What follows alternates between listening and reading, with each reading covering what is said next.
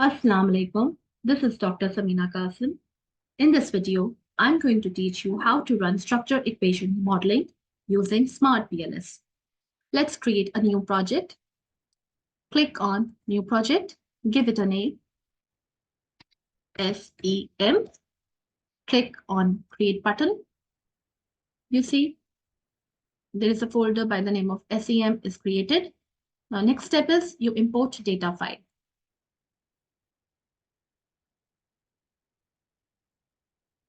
When you are importing data file, you always keep in mind that when you load SPSS data file, it should be saved in comma delimited CSV type in SPSS.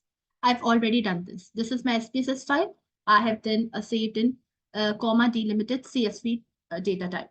Okay, so this is the file that I have to import. Okay, so click on this.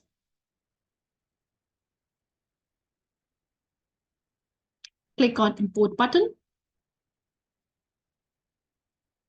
Your data file is now imported. Okay, after importing the data file, we'll create a model. So now one more thing you can see missing value. There is not a single value which is missing. So missing value analysis should be performed before importing the data file. And the next important thing is that your data file should be free of outliers. So you should also perform multivariate analysis where you should remove all the multivariate outliers. Okay. Then you should click on Create Model. Now, model type, you have to choose from the type, whether it is PLSM or CBC-SEM. Now, here you have to look for it.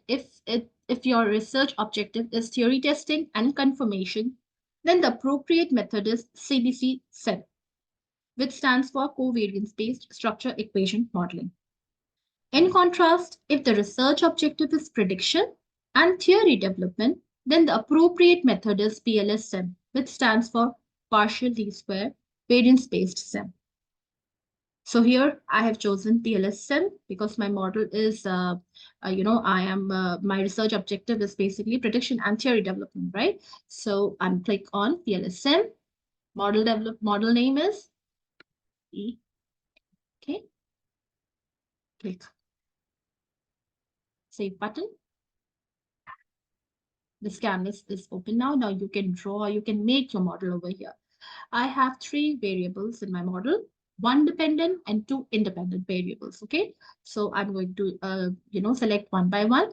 My dependent variable is JHP, job hopping behavior.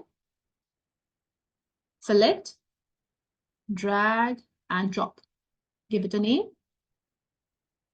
JHP. Okay, click enter. Done. The next is my independent variable. My one independent variable is PCB, which is psychological contract breach. I'm going to select minus variable, drag and drop. Give it a name, PCB, enter. Okay.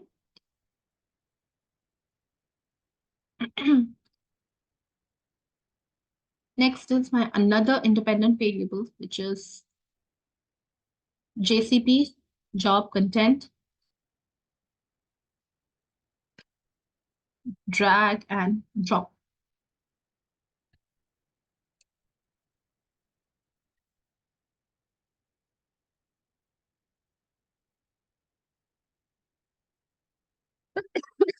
Excuse me. Now you see, if you click on this variable and if you click if you right click, you have option align indicators to top, left, bottom, right.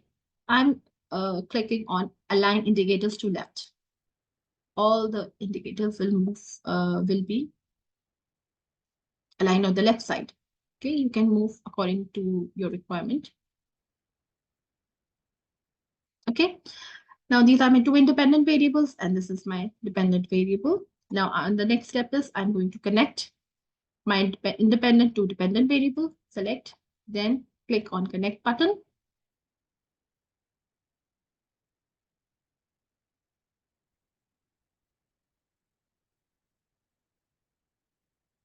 Once you have connected, the next step is to click on calculate.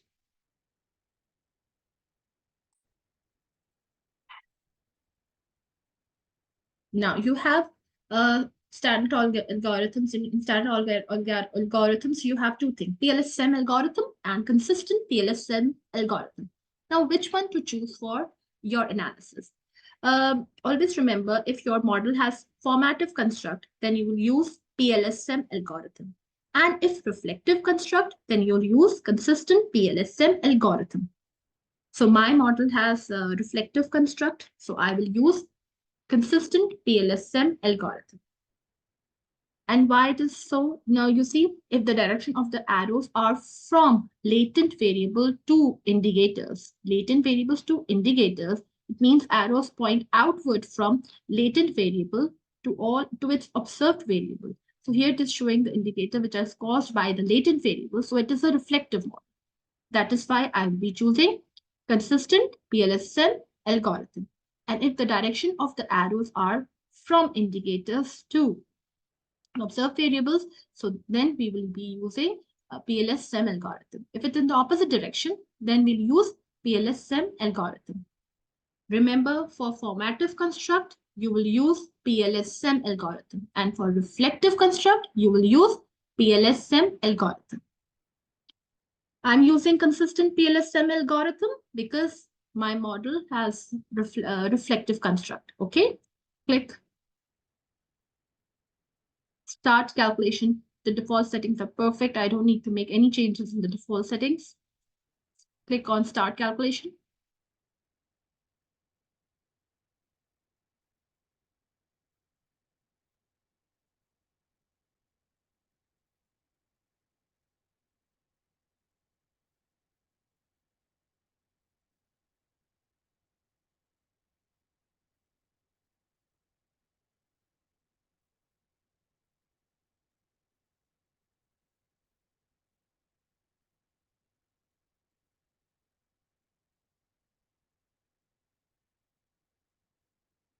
Here you can see the converge alpha values, consistency and reliability. Now for this, what you are going to check, the construct reliability and validity. Okay, now basically there are two models. One is measurement model and the other is SEM model. In measurement model, you basically check the construct reliability and validity. You see construct reliability and validity. We have actually performed model, measurement model. This is the first thing. So this will ensure the construct reliability and validity. And the SEM model basically tells you the relationship, whether it is significant or not. And actually, we are checking the hypothesis testing there. Okay. So for the measurement model, the first thing that we have received the result basically construct reliability and value. Let's click over here. You see the Cronbach alpha value, composite reliability value, and average variance extracted. You see all these three values. Now, Cronbach alpha value, consistency, and reliability. If it's in green color, then it shows its value is greater than 0.7. And if it's not in green color, red color, that shows that there is some issue of reliability, right? So these values show the reliability of and the value of composite reliability is also green. You can see this. So this means that it is meeting the 0.7 criteria of the JCB variable and PCB variable. Both these variables are meeting the reliability criteria, but however, the value of JHP is bit low. So there are some issues of reliability in JHP. And as far as average variance extracted is concerned, so you see the value should be greater than 0.5. However, there are again issues of of AV value in JHP. You see the value is 0.419. So AV value is greater than 0.5, then it means that convergent validity of our measurement model is established. And we also use AV value to establish discriminant validity.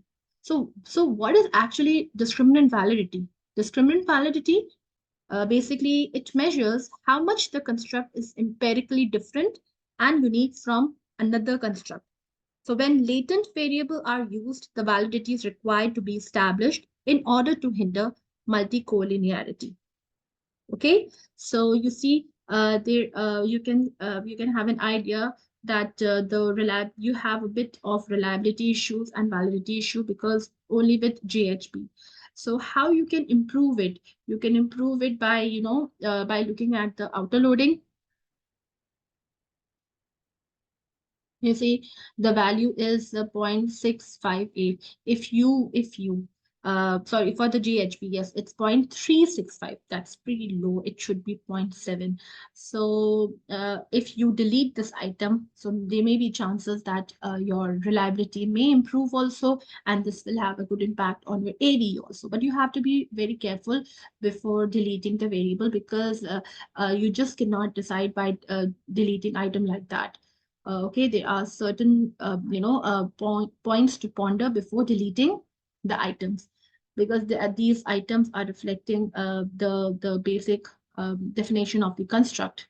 Okay, so so we have got the idea about from the construct reliability and validity table. Reliability, we can check from Cronbet alpha and composite reliability. It should be greater than zero point 0.7. And for discriminant validity, what we actually calculate is we get to know through a foreigner. There are basically three criteria. Through cross-loading also, you can check the discriminant validity from HTMT table also. I'll just show you here. You see discriminant, if you click on discriminant validity, from HTMT table, from a foreigner lacquer criteria and cross-loading. So the most famous and method or use method is foreigner lacquer criteria, which mostly scholars use it. So let's start that. And if I just show you the table, if you click on foreigner lacquer criteria, what it says, it's basically the criteria which tells you that each construct of AVE square root must be higher than the interconstruct correlation. That means you see the diagonal values, these diagonals, can you see my cursor moving? These diagonal values are the square root of AVE, and the off diagonal values are the latent variable correlation. So if the diagonal values are greater than off diagonal, it means diagonal values are greater than the off diagonal variable. So it means that the discriminant validity of our measurement model is established. Here, by looking at the values, we can say the AV square root is greater than the latent variable. So we can say that the model of the discriminant validity and construct is established. Okay, so that's a good sign. Next is, okay, now if you want to take the picture of it, you can even you see, you can export the image of this of your model. You can export it and just paste it wherever you want, either in the Word file and in your documents, definitely, because you have to have this image of your measurement model in your thesis or your research paper, right? Next step is to check the relationship. We are going to do the hypothesis testing, right? Then for this, you are supposed to click on consistent PLSM bootstrapping.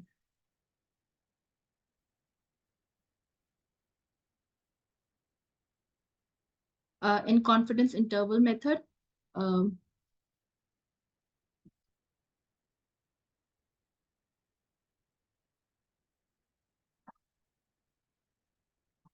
you simply click on start calculation here.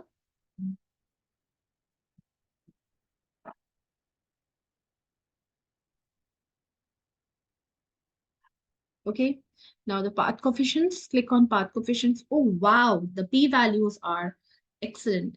That means that if your p-value is less than 0.05, your relationship is significant. Your relationship of GCB on and GHP is significant because the p-value is less than 0.05.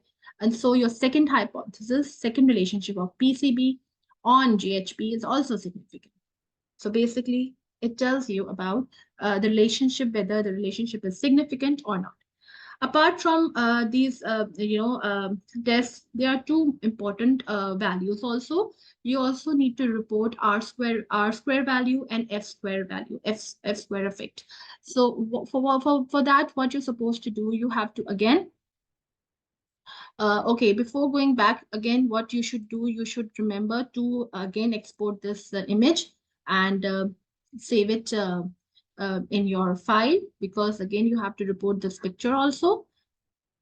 Right? Okay. Now, for the R square value and F square effect size, you have to again go on calculate, then simply consistent PLSM algorithm, simply start calculation.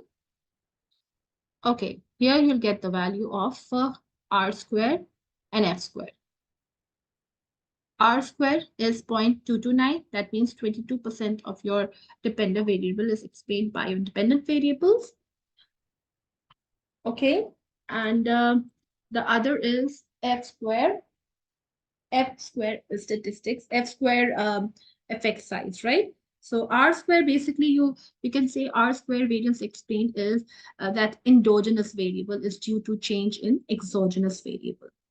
Okay. And I'll share you the criteria, the threshold value on the basis of which you should report that what should be the the best value to report for, and what should be the exact or the threshold value for R square. So I'm going to share you the file where